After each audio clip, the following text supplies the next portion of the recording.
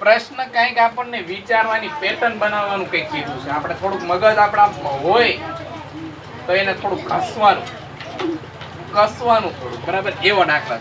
જો કે છે બહુ સરળ, કેમ કે આપણે પેટર્ન જ બનાવવાની છે. 1 2 3 4 અને 5 5 પેટર્ન આપી છે, એટલે કે 5 સુધી તમને આપ્યું છે ને. હવે 2 પેટર્ન આપણે જાતે બનાવવાની છે. અહીંયા કેવું કર્યું, જો બહુ સરળ છે. પેટર્ન પહેલા આપણે સમજીએ કે આ બે સંખ્યાનો ગુણાકાર કરીને એમાં એક એક વધારે ઉમેરતા જવાનું. 1 ગુણ્યા 8, 8 એકા એમાં એક ઉમેરો કેટલા થાય? મળે કે ન મળે? ત્યાર પછી અહીંયા લીધા 12. જો અહીંયા તે એક વધારે દીધો એટલે કે 1 માં 2, 1 અને 2, 1 અને 2 કેટલા થઈ ગયા? 12. અહીંયા એમને બેવા દેવાનું છે, અહીંયા ફેરવાનું છે. વચ્ચેની સંખ્યા એમની એમ રહે છે. કઈ સંખ્યા રહે છે? તો કે વચ્ચે 8 રહે છે. આગળની સંખ્યામાં પાછળ એક એનો આગળનો આંકડો ઉમેરતા જવાનો. જેમ કે 1 હતો એને આગળનો કોણ? 2. અને 1 અને 2 ને ભેગા લખો તો આપણે એને શું વાંચીએ? 12. 12 ગુણ્યા 8 કરવાના. 12 8 કેટલા થાય?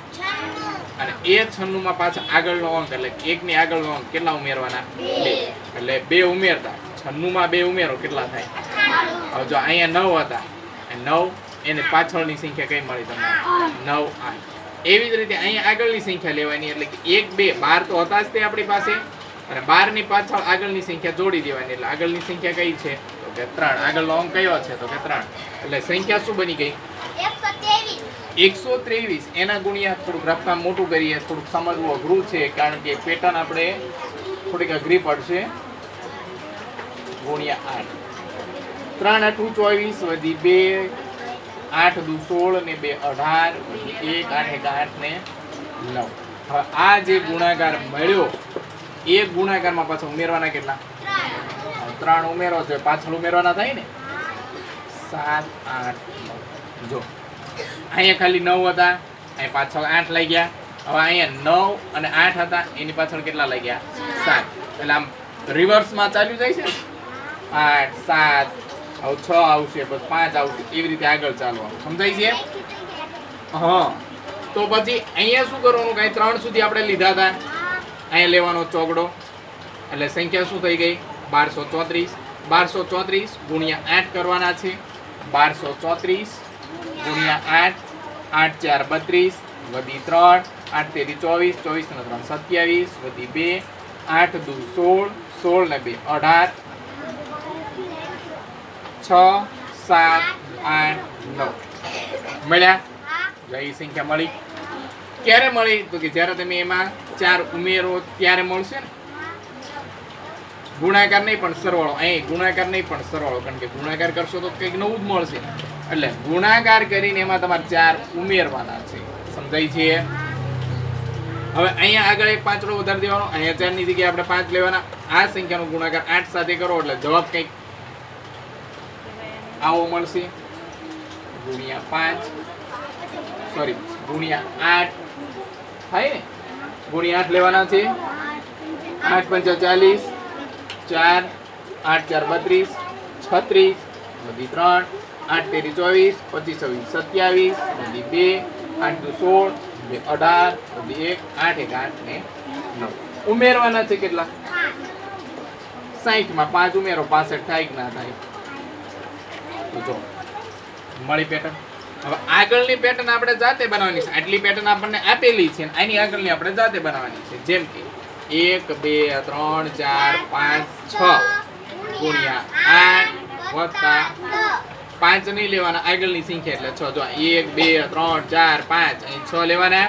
એવી રીતે અહીંયા સંખ્યા વધી ગઈ 1 2 1 2 3 1 2 3 4 1 2 3 4 5 1 2 3 4 5 અને 6. અને અહીંયા 5 ની જગ્યાએ 6. પેલા આ બે સંખ્યાનો ગુણાકાર.